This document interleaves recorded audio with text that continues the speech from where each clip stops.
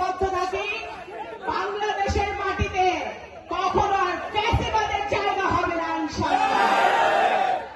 আমরা সকলে, আমি আর কথা বলবো না, ইনশাআল্লাহ আপনারা উন্নয়নের জন্য কাজ করবেন। কোন রকম দাঙ্গা হাঙ্গামা গন্ডগোল যেন না হয় সলতা উপজেলায়। আমরা একটা মাদক মুক্ত